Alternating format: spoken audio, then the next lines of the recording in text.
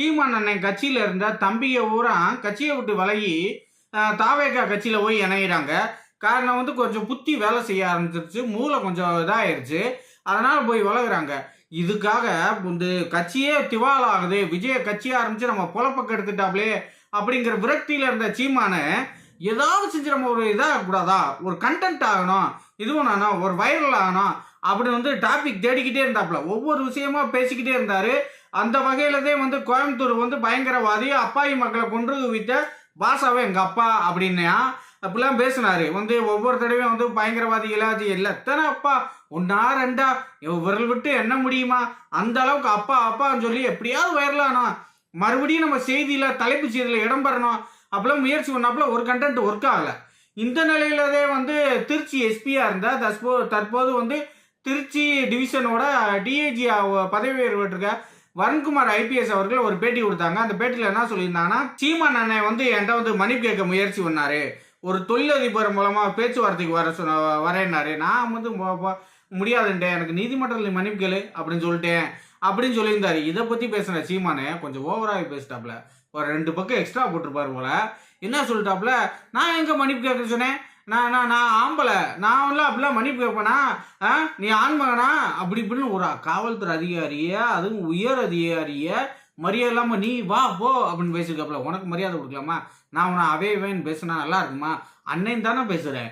ஆனால் நீ வந்து ஒரு உயர் அதிகாரியை படிச்சுட்டு வந்தவரை இப்படி பேசுகிற, நீ படிச்சிருந்தா தற்கூரி, நீ படிச்சிருந்தா அப்படி மரியாதை கொடுப்ப, படிக்காத தற்கூரி தானே எப்படி மரியாதை கொடுப்ப?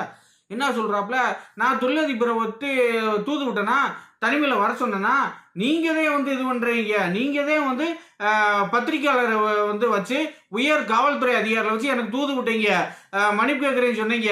நான் சொல்லவே இல்லை, நான் ஆண்மகன், சிங்கிளா பிறந்தாலும் சிங்கமா பிறந்தேன் அப்படின்னு அப்படிலாம் பேசியிருக்காப்புல, கண்டதா பேசியிருக்காப்புல. அடுத்த நாள் சொல்லியிருக்காப்புல, நான் தொழிலதிபரை தூது விட்டேன்னு சொல்லல, அந்த தொழிலதிபரை கூட்டுவா காட்டுவாப்பா அப்படிலாம் பேசியிருக்காரு. சரி, நீ வந்து அவர் தூது விட்டாரு, பத்திரிகையாளரை விட்டும் காவல்துறை உயர் அதிகாரி விட்டோம்னே நீ அவங்கள கூட்டு வர வேண்டியானா? வந்து இதுல வந்து என்னன்னா, தினமலர் ஒன்று போட்டிருந்தாங்க, இதில் யார் சொல்வது பொய் அப்படின்னு போட்டிருந்தாங்க. அதாவது வருண்குமார் ஐபிஎஸ் அவர் வந்து எனக்கு சீமான் தூது விட்டாருன்னு சொன்னாரு, சீமான் வந்து வருண்குமார் எனக்கு தூது விட்டாருன்னு சொல்லிட்டு 2 இதையும் போட்டு யார் சொல்வது பொய்ன்னு போட்டிருந்தாங்க. தினமலர் போட்டிருந்தாங்க. உலகத்துக்கே தெரியும் தினமலருக்கு எதுக்கு இந்த டவுட்டு. சீமான் அண்ணன் பொய் சொல்லுவாரு, கதை சொல்றது தான் அவர் வேலை. அவர் சொல்ற பொய் சொல்றதுல வந்து ஏதாவது போட்டி வச்சா வேர்ல்டு கப்பு சீமான் அண்ணன். இந்த ஒலிம்பிக்ல மட்டும் ஜாக்கடா தங்க பதக்கத்தை தட்டி தூக்கிட்டு வருவாரு. இது உலகத்துக்கு தெரியும். ஆமக்கதிலேருந்து அரிசி கப்பல் வரை இருந்து எல்லாத்துக்கும் வந்து கபடி டீம் விளாண்டது, காலேஜில் பாட்டு படிச்சதுன்னு அவர் சொல்லாத கதை எதுவுமே இல்லாத கதையே இல்லை. அது மட்டும் இல்லாமல் இந்த வேற சொல்லியிருக்காரே, வந்து பாட்டு போட்டி கதை, தேலு கொட்டுன கதை, பூரையாமலை படுத்த கதை, ஆமையில சவாரி பண்ண கதை, எத்தனை அவர் சொன்ன பொய். அதில் வந்து அது மாதிரி தான் இதுவும். அதை விட வந்து ஏதாவது ஒரு பிரபலங்கள் இறக்க போகிறாங்கன்னு தெரிஞ்சு அவங்களே பயப்படுறாங்க. நம்மளை பற்றி சீமான் எதுவும் சொல்லிடுவாரோ, நம்ம ஆனால் குறிப்பு எழுதி வச்சுட்டு போயிடுவோமா, குறிப்பு எழுதி வச்சுட்டாதே வந்து அடுத்து சொல்ல மாட்டாப்புல அப்படின்னு இதுன்ற மாதிரி தான் நிலமை இருக்குது. யாராவது செத்தா அவங்க அந்த அப்பா கூட நானும் அந்த அப்பாவும் டீ சாப்பிட்றப்ப, நானும் அப்பாவும் டாய்லெட் போகிறப்ப, நானும் அந்த அப்பாவும் கக்கா போகிறப்ப, நானும் அந்த அப்பாவும் வந்து இங்கே பள்ளிக்கூடம் போகிறப்ப, நானும் அந்த அப்பாவும் பலசரக்கு கடைக்கு போகிறப்பன்னு எழுதி தள்ளிடுறாப்புல, பேசி அறுத்து கொண்டுறாப்புல. அதுலேயே தெரியும் இவர் சொல்கிறது பொய்ன்னு. ஆனால் வந்து இவர் வந்து வருண்குமார் ஐபிஎஸ் சொல்கிறாரு, வந்து நீ ஒரு செல்ஃபோன் திருடேன், ஒரு உயர் அதிகாரி செல்ஃபோன் திருடேன் அப்படின்னு சொல்லி பேசுகிறாப்புல. இதுக்கே வழக்கு போட்டு உள்ளே வச்சு நொங்கு எடுக்கணும். ஆனால் காவல்துறை செய்ய மாட்டாங்க. அது என்னன்னு தெரியல. சீமான் இதுக்கு பயன்படுறாரு போல, திமுகவுக்கு சீமான் அண்ணே பயன்படுறாரு.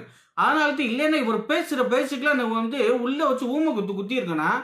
ஆனால் எதுவுமே செய்யாமல் சீமான் அண்ணன் சுதந்திரமாக நடமாட விடுற காரணம் ஏதோ அண்டர் டீலிங் இருக்குன்னு நினைக்கிறேன். இல்லைன்னு வச்சுங்க, காவல்துறையோட திருச்சி சாரக டிஐஜியே உயர் அதிகாரி கஷ்டப்பட்டு படிச்சு வந்த ஐபிஎஸ் அதிகாரிய நீ செல்போன் திருட, நீ வந்து உரையாடல திருடுறவன், அக்யூஸ்டு இப்பெல்லாம் பேசுறாப்ல. நேரம் பிடிச்சி உள்ள வச்சு பிரிக்க இருக்கணும்ல, ஏன் நடவடிக்கை எடுக்க மாட்டாங்க? ஏதோ அண்டர் டீலிங்கு திமுகவும் சீமானுக்கு இருக்கு. இது உண்மை. இது உண்மையா பொய்யா? இது உண்மையா இருந்தா